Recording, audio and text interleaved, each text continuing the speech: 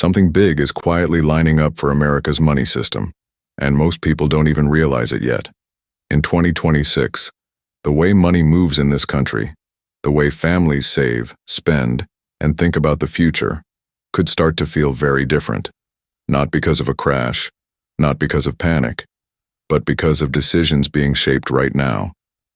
President Donald Trump's name is once again at the center of conversations about the economy, taxes, and long-term financial direction. And whether someone supports him or not, one thing is clear. The ideas being discussed could impact everyday Americans in ways most people are not prepared for. Parents, young adults, working families, people just trying to keep up with prices, bills, and an uncertain future. All of them could feel these changes without ever seeing them coming. There are discussions around new types of government-supported accounts, around money flowing back into households, and around the government thinking more like a long-term planner than it ever has before.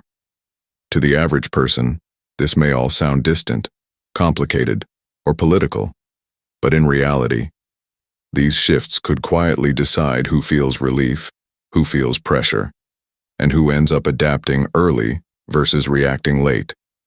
This video isn't about taking sides. It's not about hype or fear.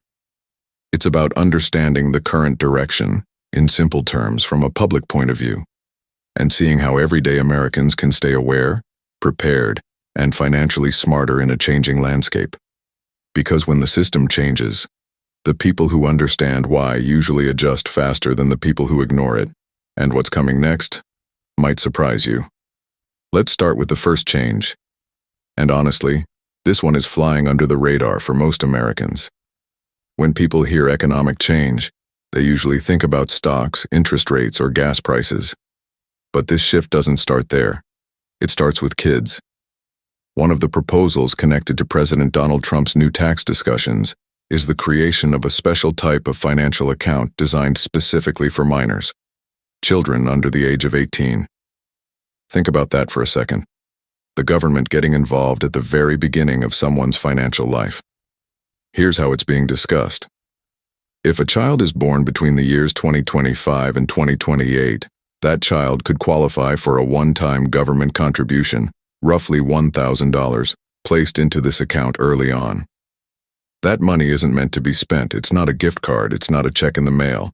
It's meant to be connected to the broader U.S. economy, meaning as the American economy grows over time, this account has the potential to grow along with it. On top of that, families would be allowed and not required to add money each year, up to several $1,000s annually, slowly building long-term savings over time. Now, why does this matter to regular people? Because time changes everything. When money has decades to grow, even small amounts can turn into something much bigger, not overnight, not through risk, but through consistency and patience. Some projections being talked about suggest that accounts like this, if funded regularly over many years, could grow into significant sums by early adulthood, not because someone got lucky, but because they started early. But here's the part most people won't hear clearly. These accounts are not automatic. Being eligible doesn't mean it just happens. Parents would have to know about it.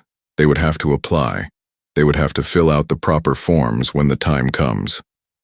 Which means one family might set this up without much effort, while another family, simply because they didn't know, misses the opportunity completely. And that's how financial gaps quietly form. Not through intelligence, not through hard work, but through access to information. This isn't about politics. It's about preparation. Whether this program expands or changes in the future, it signals something important. A shift toward encouraging long-term thinking earlier than ever before. And this is just the first move, because the next change doesn't focus on children. It focuses on money flowing directly into American households. Now let's talk about the second shift, because this one is personal. This isn't about long-term accounts for kids. This is about real money, possibly showing up in people's lives and changing how households feel the economy. Over the past few years, the United States has increased tariffs on goods coming in from other countries. That means when products are imported into the U.S., The importer pays an extra fee before those goods ever reach store shelves. And those fees add up. According to government estimates being discussed, these tariffs could bring in around $200 billion in a single year. That's a massive jump compared to what was collected before. Now, in the big picture, $200 billion doesn't erase national debt. It doesn't fix everything. The government still spends more than it collects, and the national debt remains extremely high. But here's where the conversation changes. Instead of using all of that extra revenue to reduce debt, there's growing discussion around sending some of that money back out, directly to American citizens. In other words, a dividend, a rebate, or a stimulus-style payment. The idea is simple. When people receive extra money, they can spend it, pay bills, reduce debt, or save. And when people spend, business activity increases. More sales, more jobs, more economic movement. We've seen this approach before. During the pandemic, stimulus checks were sent directly to households. Those payments had a noticeable impact on consumer spending, even though they also came with long-term costs. That's why this current discussion is getting so much attention, because here's the tension. Sending out payments costs money, a lot of it. Previous stimulus rounds cost hundreds of billions of dollars, and those checks were smaller than what's now being discussed. So naturally, questions come up. Who would qualify? How many people would receive it? Would it be everyone, or a limited group? And where would the remaining money come from if tariff revenue alone isn't enough? Right now, there's uncertainty. Another layer of complexity is the legal side. Some of these tariffs are being reviewed, and if they were ever reversed, that revenue could disappear just as quickly as it arrived, which means nothing here is guaranteed. But one thing is clear. There is strong pressure to address the fact that many Americans don't feel economic growth in their daily lives. Prices are still high. Inflation hasn't fully gone away. And for a lot of households, paychecks haven't kept up. So the idea of direct payments becomes a powerful tool, not just economically, but psychologically. It signals action. It signals relief. It signals that something is being done. Whether these payments happen exactly as discussed or not, this conversation alone shows something important. The government is looking at how money moves through people, not just through institutions. And when that happens, people who understand the flow tend to adapt faster than people who ignore it. Because money doesn't just change systems, it changes behavior. And this leads directly into the third and biggest shift, one that could change how the government itself thinks about wealth. Now this is where things shift on a much bigger level, because this part isn't about families, it isn't about checks. It's about how the government itself is starting to think about money. Traditionally, the United States has operated very differently from many other countries. In a free market system, private companies compete, and the government stays mostly on the sidelines. Other countries, however, do something different. When they have extra revenue, they invest it. They buy assets.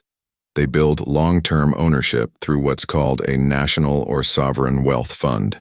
And now that same idea is being discussed in the United States. President Donald Trump's administration has shown interest in creating a national wealth fund, a long-term pool of assets owned by the government, designed to grow in value over time. The challenge? The United States doesn't really have extra money sitting around. The country is carrying tens of trillions of dollars in national debt, and every year, spending continues to exceed tax revenue. So how do you build wealth when you're already in debt? That's where things start to get interesting.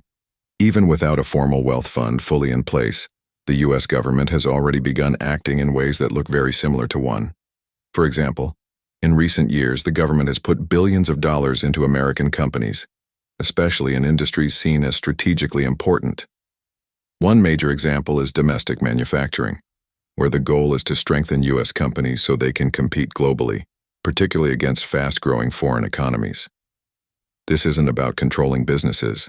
It's about stability, supply chains, and competitiveness.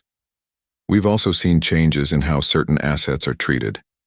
In the past, when the government seized digital assets during criminal cases, those assets were typically sold off. Now the approach is shifting. Instead of immediately selling, there's discussion around holding certain assets long-term, treating them more like reserves, similar to gold or other strategic holdings. Why does this matter?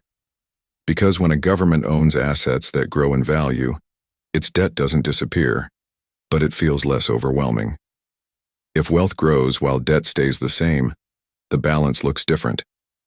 Another example is increased involvement in key industries where national interest is involved. In some cases, the government has taken special positions that allow influence over major decisions, not for profit, but for protection and long-term planning. All of this signals a broader shift. The United States is beginning to think less like a referee and more like a long-term stakeholder. Now, this approach has benefits and challenges. On one hand, it can strengthen domestic industries, protect jobs, and help the country stay competitive on a global scale. On the other hand, it changes how markets operate, how companies grow, and how money flows. And this matters to everyday people more than they realize. Because when governments invest, they influence direction.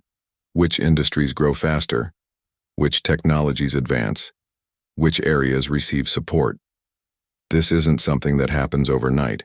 It's slow, quiet, strategic, but over time, it reshapes the financial landscape. And when landscapes change, people who understand the direction tend to move with it, while others feel like the ground shifted without warning. Which brings us to the final piece, how all of this connects, and what everyday Americans should be paying attention to moving forward. On one side, there are discussions about starting financial systems earlier in life. On another side, there's talk of money flowing directly into households to keep the economy moving.